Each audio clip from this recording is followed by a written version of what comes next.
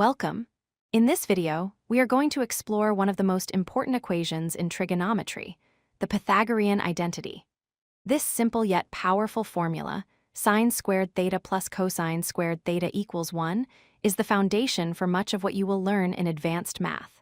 We will derive this identity step by step using the unit circle so you can understand exactly where it comes from. Before we dive into trigonometry, let's briefly recall the Pythagorean theorem. This theorem applies to right-angled triangles. It states that the square of the longest side, the hypotenuse, is equal to the sum of the squares of the other two sides. In mathematical terms, if the legs are labeled A and B and the hypotenuse is C, then a squared plus B squared equals C squared. Now let's look at the unit circle. The unit circle is simply a circle centered at the origin of a coordinate plane. What makes it special is its size. The radius of this circle is exactly equal to 1 unit. This property is crucial. No matter where you draw a line from the center to the edge, that distance is always 1. Imagine a point, let's call it P, that moves along the edge of the circle.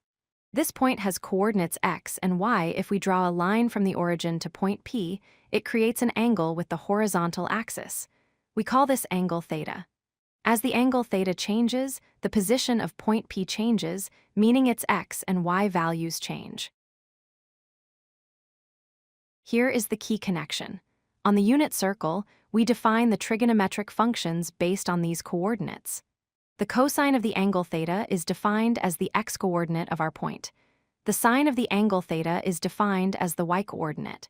So, point P is essentially located at cosine theta, sine theta. Let's visualize the geometry here. If we drop a vertical line from point P to the x-axis, we form a right-angled triangle. Look at the sides of this triangle.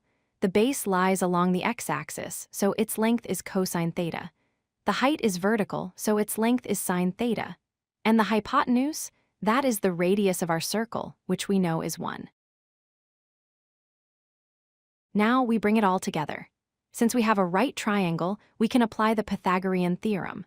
We substitute our specific values into the formula a squared plus b squared equals c squared. Our A is cosine theta, our B is sine theta, and our C is 1. This gives us the equation. Cosine theta squared plus sine theta squared equals 1 squared. Since 1 squared is just 1, we arrive at our final identity. Sin² plus cosine² equals 1. This is the Pythagorean identity. It is a direct result of applying the Pythagorean theorem to a right triangle inside the unit circle. It is elegant, simple, and always true. You might wonder, why do we need this? First, it allows us to find a missing sine or cosine value if we know the other one, regardless of the angle. Second, it helps simplify complex trigonometric expressions in calculus and algebra. And third, it is the parent formula for other identities used in engineering and physics. To wrap up, remember these key points. The unit circle has a radius of 1. The coordinates on this circle correspond to cosine and sine. Together, they form a right triangle.